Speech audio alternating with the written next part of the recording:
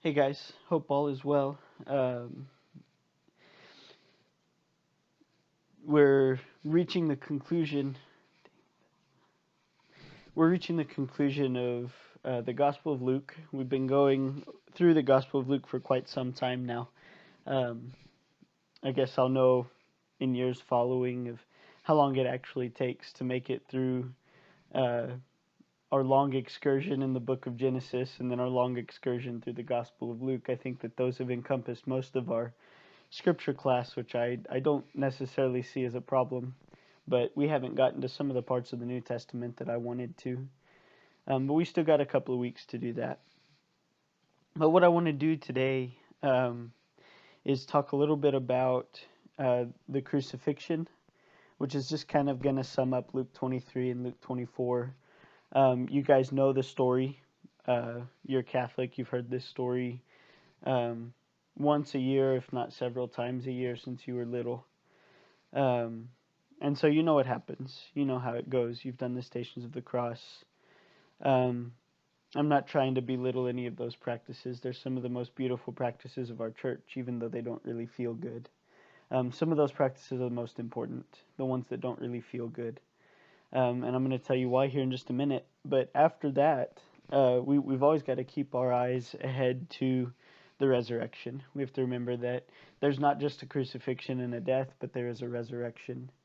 And thanks to the love of God, we get to participate in that resurrection. And so we're going to go over that next.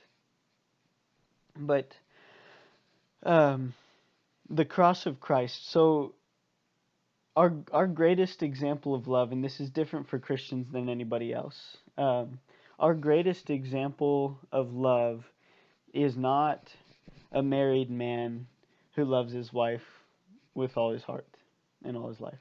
Right? Our greatest example of love is a celibate man who loves the world to the cross.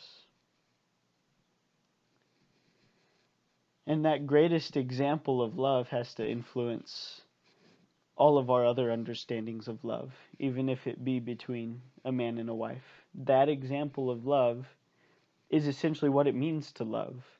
And if you have a different definition of love, then it's not true, it's not accurate, it's not the case.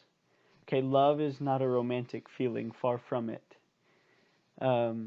Jesus teaches us that love is strongest when romantic feelings are farthest away.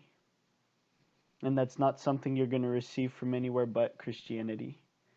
The strongest love is when everything feels dark, everything feels painful, everything feels alone, and yet you choose to love the people who may not even love you. You choose to love them anyways. You choose to will their good, to will their peace and happiness forever. That's what Christ did on the cross, and that's what love is.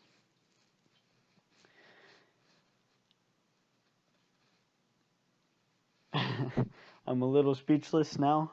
I I mean I just don't know where to go because that's not a love that I know or that I want because I'm extremely weak. Right? I'm a sinner and I have a one-track mind. The kind of love that I want is a romantic love, is a good feeling, is being close to someone, is not being alone. And yet the contradiction of the cross tells me that love is completely different. It's completely opposite of that. That's not the kind of love that I want, but it's the kind of love that I need. And hopefully one day, you look at a lot of the lives of the saints and they do want that kind of love. They do desire it. But I don't, not yet. Maybe I'll get there. Maybe you'll get there. Right, but we need to consider that. We need to take into consideration that uh, being Christian means that we have to pursue this kind of love. And if you're not going to pursue that kind of love, then you're not truly Christian. And you're not truly living up to your baptism. Okay, so maybe we need to let that strike us. Maybe we need to let that be an insult to the way that we've been living our lives. Some things have to change. Some things have to be made new. by the cross of Christ. Some things have to be made new by death. Death to self and death to desires. I know it's not an easy or fun message, but I think it's necessary if we want to be happy.